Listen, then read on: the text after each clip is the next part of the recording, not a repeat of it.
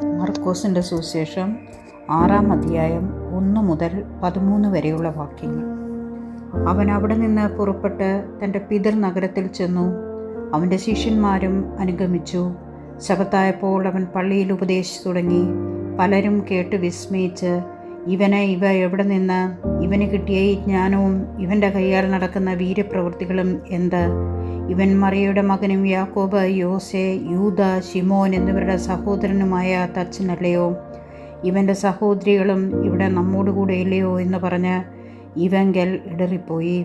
യേശു അവരോട്, ഒരു പ്രവാചകൻ തൻ്റെ പിതൃനഗരത്തിലും ചാർച്ചക്കാരുടെ ഇടയിലും സ്വന്തം ഭവനത്തിലുമല്ലാതെ ബഹുമാനമില്ലാത്തവനല്ല എന്ന് പറഞ്ഞു.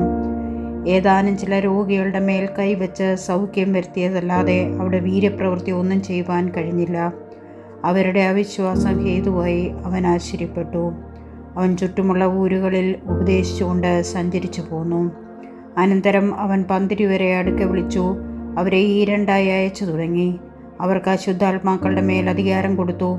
അവർ വഴിക്ക് വടിയല്ലാതെ ഒന്നും എടുക്കരുത്, അപ്പവും പൊക്കണവും അടിശീലയിൽ കാശുമരുത്, ചെരുപ്പിട്ട് കൊള്ളാം, 2 വസ്ത്രം ധരിക്കരുത് എന്നിങ്ങനെ അവരോട് കൽപ്പിച്ചു.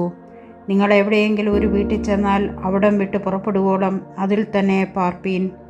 ആരെങ്കിലും നിങ്ങളെ കൈക്കൊള്ളാതെയും നിങ്ങളുടെ വാക്ക് കേൾക്കാതെയും ഇരുന്നാൽ അവിടം വിട്ടു പോകുമ്പോൾ നിങ്ങളുടെ കാലിലെ പൊടി അവർക്ക് സാക്ഷ്യത്തിനായി കുടഞ്ഞു കളവീനെന്നും അവരോട് പറഞ്ഞു.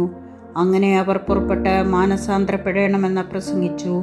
വളരെ ഭൂതങ്ങളെ പുറത്താക്കുകയും അനേകം രോഗികൾക്ക് എണ്ണ തേച്ച് സൗഖ്യം വരുത്തുകയും ചെയ്തു.